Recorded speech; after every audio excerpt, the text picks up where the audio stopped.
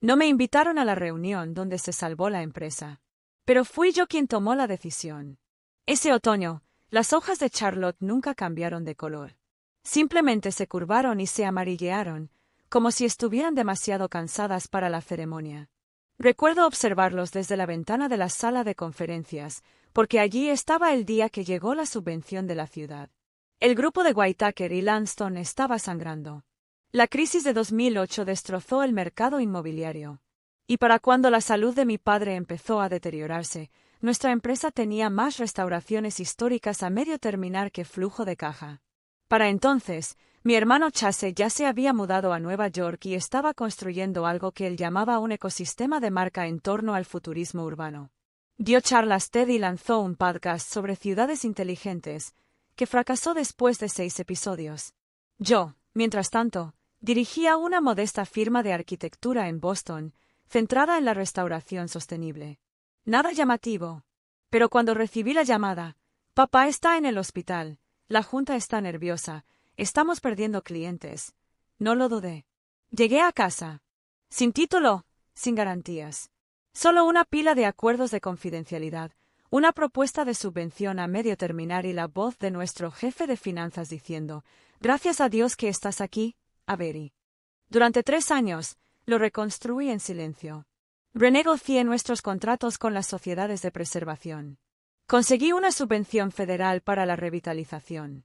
Y presioné a la ciudad para que respaldara nuestros proyectos de importancia cultural con apoyo fiscal. El WNL, que había estado en crisis, estaba respirando nuevamente. Chase venía de visita de vez en cuando, tomaba algunas fotos para sus redes sociales y estrechaba manos en las inauguraciones. Siempre fue presentado como el hijo de Samuel Whitaker. Yo era solo Avery de operaciones. Me dije a mí mismo que no importaba. Lo que importaba era que no habíamos perdido la reurbanización del distrito histórico. Lo que importaba era que la junta directiva no disolviera la empresa. Y la verdad es que no quería ser el centro de atención. Solo quería que el trabajo se hiciera bien. Aún así, a veces, cuando me quedaba hasta tarde en la oficina de mi padre para terminar los informes de presupuesto, me detenía en su escritorio. En la esquina más a la derecha, entre 2 blocs de notas, había una fotografía enmarcada mía a los 8 años. Llevaba un casco 2 tallas más grande que el mío y con una mano agarraba el pulgar de mi padre en un lugar de trabajo polvoriento. Siempre había guardado esa foto allí. Nunca pregunté por qué. Una noche, unos 2 años después de mi regreso, alcanzamos un hito importante. El proyecto Jefferson Row finalmente pasó la inspección, después de meses de retrasos. Me quedé hasta tarde con el equipo para enviar los informes finales de cumplimiento y llamé al equipo de prensa sobre un artículo discreto en Charlotte Ledger. Nada grave. Solo algo que la comunidad pudo ver. A la mañana siguiente, hubo un comunicado de prensa. Citó a mi padre agradeciendo la visión de nuestra próxima generación y elogió a Chase por inspirarnos a mirar hacia adelante, no hacia atrás. No hubo ninguna mención de mi nombre.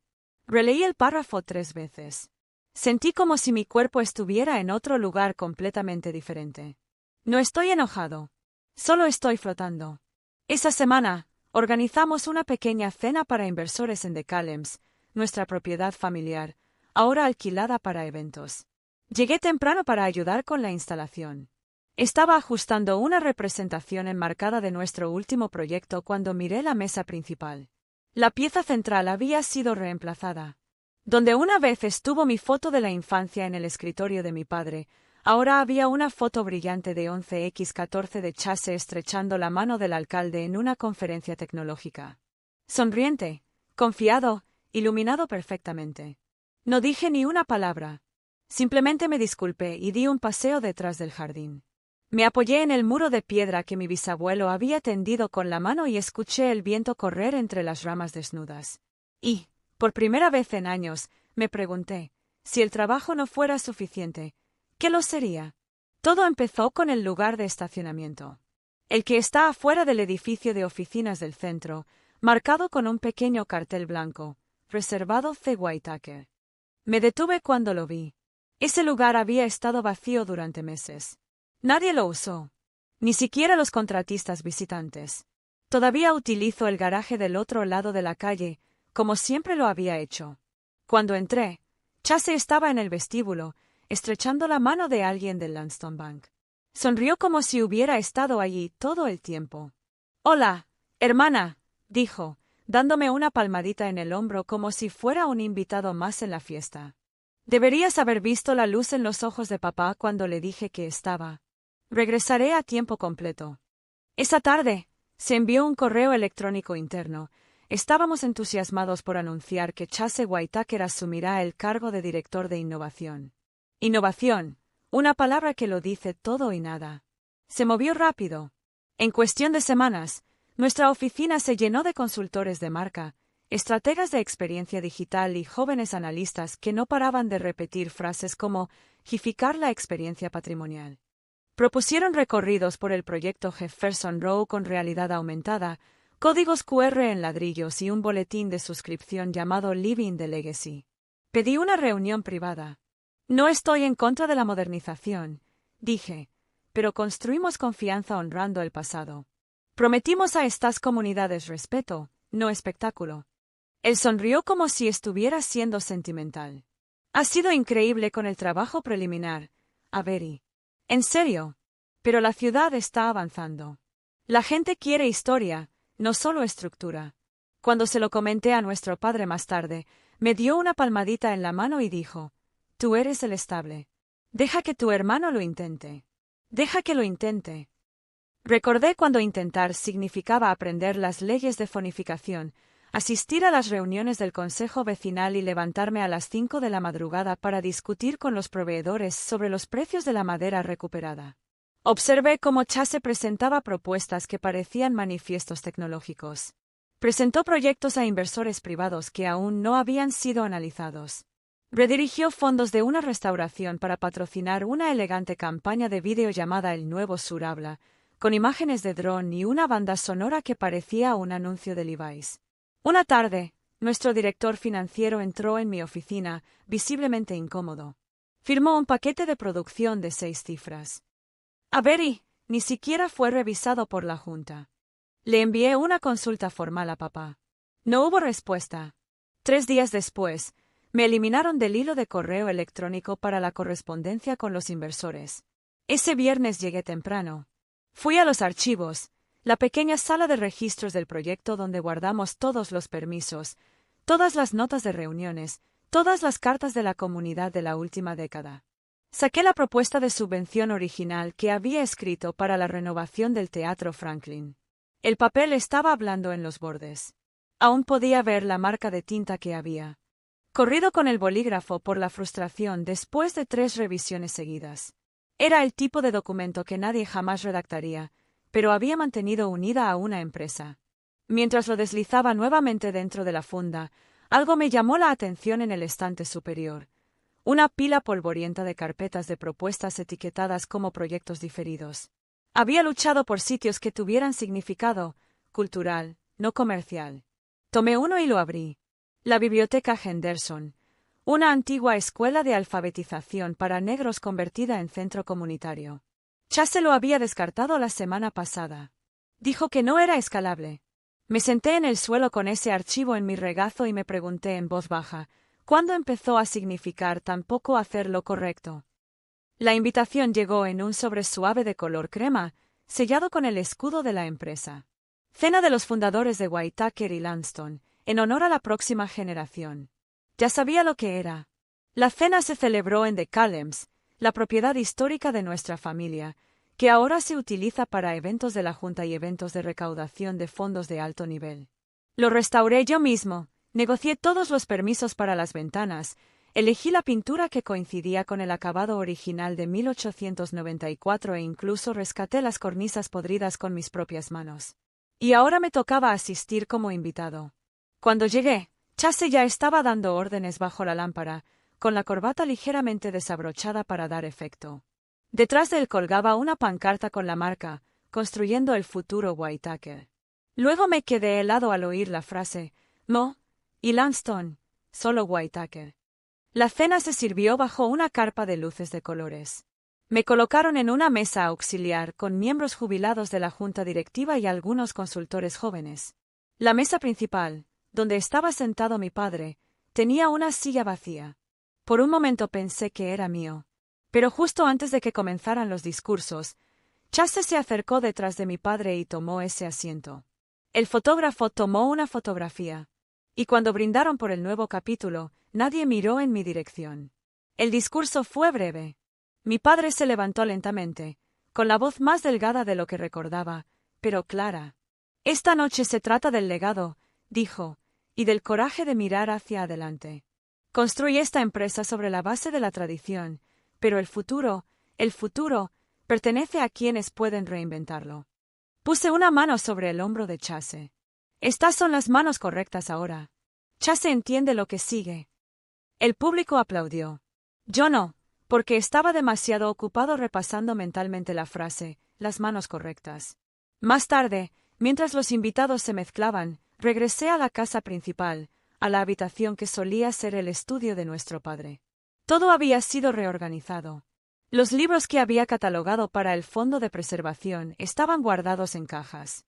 Mis notas sobre el proyecto del molino Lincoln habían desaparecido. Y sobre el escritorio reposaba una elegante placa plateada, Chase Whitaker, director de innovación. Abrí el cajón central. Mi viejo libro de proyectos seguía allí, arrugado, marcado, mantenido en su sitio por la costumbre. Pero además, había algo más, los planos de Jefferson Row, renovados con un nuevo logotipo, WHTKR en negrita, en mayúsculas, una tipografía de estilo startup. Sin herencia, sin alma. No lloré. No hablé. Simplemente puse la vieja propuesta del Teatro Franklin, con los bordes doblados y todo, encima de la carpeta WHTKR y cerré el cajón. Me fui antes del postre. Nadie se dio cuenta. Al pasar junto al estanque reflectante del patio trasero, me detuve un instante. La superficie estaba quieta. Las luces del interior parpadeaban. Por un instante, pareció fuego atrapado bajo un cristal. Pensé en algo que solía decir mi abuelo: si no estás en la mesa, asegúrate de saber quién está. Esa noche yo no estaba en la mesa, pero sabía exactamente quién la había construido.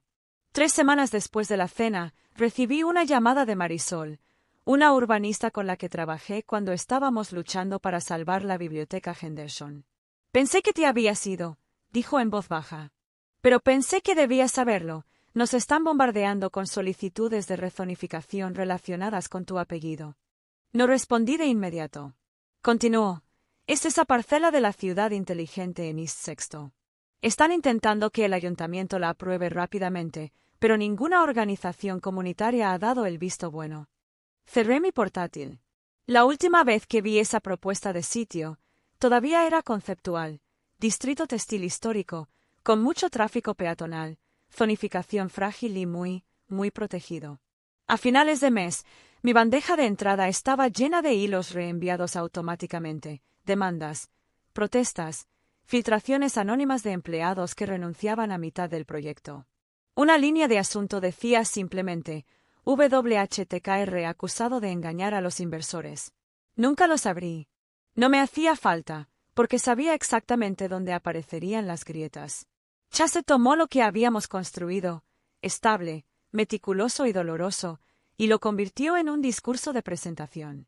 Había prometido estudios de impacto antes de comenzar la construcción, mintió sobre los permisos y atrajo capital de riesgo de empresas tecnológicas de otros estados que creían que la revitalización significaba colocar un kiosco con pantalla táctil al lado de una placa de bronce.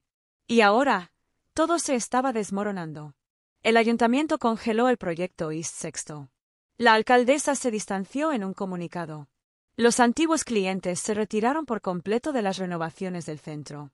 Lo peor llegó en forma de una foto que me envió un amigo por mensaje de texto, sin título, solo una imagen tomada afuera de las columnas un jueves por la tarde.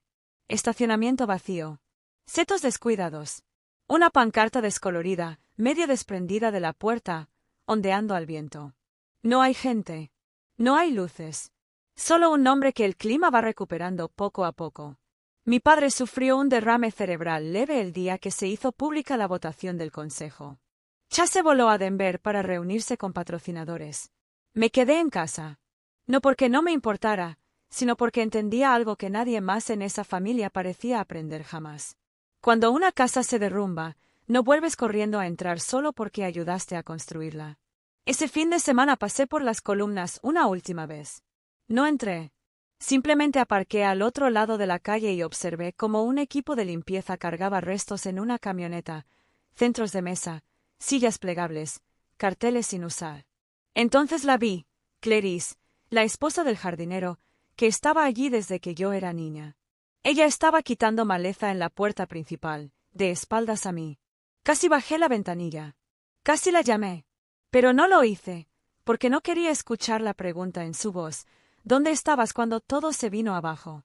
Esa noche, me senté en la mesa de mi cocina con la carpeta de propuestas de la biblioteca Henderson. No lo había abierto en más de un año. Dentro había una copia de una carta comunitaria, firmada por 32 familias pidiendo nuestra ayuda. Tenía manchas de café en los márgenes, mis notas en lápiz, los bordes se curvaron por el calor, lo dejaron demasiado cerca del radiador, probablemente durante una larga noche. Fue, sin exagerar, lo mejor que nunca pudimos hacer. Así que cogí el teléfono, no para llamar a mi padre ni a Chase, sino a otra persona. Alguien que aún creía en la restauración. Y a la mañana siguiente, envié un paquete. Sin remitente ni nota. Solo 3 cosas: una copia de la propuesta original de Henderson, una memoria USB con mi auditoría completa de las infracciones de fonificación de Chase, una sola línea escrita a mano con tinta azul. El legado no es lo que dices que estás construyendo. Es lo que perdura cuando tu nombre se desvanece. 6 meses después, la antigua biblioteca Henderson reabrió sus puertas. Sin inauguración, sin titulares ni cámaras de noticias. Solo un discreto correo electrónico a grupos vecinales y un volante pegado en los tablones de anuncios de la iglesia. Espacio de recursos comunitarios, ya abierto. Bienvenidos de nuevo. La gente venía con sillas plegables, libros de segunda mano y cuentos. No sabían mi nombre. Y ese era el punto. Había usado mis últimos ahorros y la discreta colaboración de 2 organizaciones sin fines de lucro dedicadas a la conservación para crear una nueva iniciativa. Sin marca, sin letreros de mármol, solo una misión de 4 palabras. Respeta a las personas primero. El edificio conservaba sus cicatrices, ladrillos vistos de los cimientos originales, suelo irregular debido al hundimiento del techo durante años. No arreglamos el pasado. Lo honramos. Y poco a poco, la gente fue apareciendo. Madres solteras buscando un espacio para dar clases particulares. Un arquitecto jubilado que quería volver a enseñar dibujo a mano. Una chica con auriculares rosas que se sentaba en la misma silla todos los martes solo para leer en silencio. Nadie preguntó quién era el dueño. Y no lo ofrecí porque no importaba. Una tarde lluviosa, recibí una carta. Era de mi padre. El sobre era delgado. La letra era temblorosa. Avery, no sé cómo empezar. Sé que trataste de proteger lo que construí, y sé que no te vi. No del todo. Me dicen que Chase está bajo investigación. No he tenido noticias suyas. Extraño el sonido de tus tacones en el pasillo. Extraño tu pedido. Si estás dispuesto a hablar, la puerta está abierta. Papá. No respondí. No por enojo, sino porque algunas puertas no están hechas para volver a abrirse. Otras están hechas para permanecer exactamente como están, cerradas, con silencio al otro lado. Semanas después, me encontré con Clarice en el mercado de agricultores. Me preguntó si sabía que WHTKR había cerrado oficialmente. Los activos estaban siendo liquidados. El personal, despedido. Dijeron que el liderazgo se derrumbó, dijo con voz apagada. Dijeron que no había rumbo. Asentí. Ella me miró por un largo rato y luego preguntó suavemente: ¿recuperaste tu foto? Sonreí, porque no lo había hecho. Pero había enmarcado algo más. Dentro del edificio Henderson, en la sala de lectura trasera, colgué una foto que encontré enterrada en los archivos. No era mía, sino de mi abuela. Ella estaba de pie sobre un andamio, con las mangas arremangadas y un lápiz detrás de la oreja, señalando una columna durante la renovación de una iglesia en 1965. Sin casco, sin portapapeles, solo resolución. Nunca le habían dado crédito por su trabajo. Pero allí estaba. Coloqué una pequeña placa debajo del marco. Ella construyó antes de que le permitieran firmar. En ese momento, lo comprendí, No estaba reconstruyendo su legado. Estaba reclamando el mío. Y no necesitaba un escudo, una placa ni un titular para lograrlo. Solo necesitaba ladrillos, luz, una llave que girara en la puerta cada mañana y gente que recordara lo perdido y se sintiera identificada con lo que había regresado. Avery nunca emitió un comunicado de prensa. Nunca participó en un podcast ni escribió un libro revelador ni alegó que la empresa la había perjudicado. Ella no tenía por qué hacerlo. Porque allí, en medio de la ciudad, había un edificio que ella había salvado. Habló por ella. Y dijo más de lo que Chase jamás podría decir. Era otoño otra vez en Charlotte. Esta vez, los árboles se tiñeron de un tono ocre y rojo intenso, como si por fin pudieran sentirlo todo a la vez. Visité las columnas una última vez, no para entrar, sino solo para pararme al otro lado de la calle, a través del tiempo, y mirar.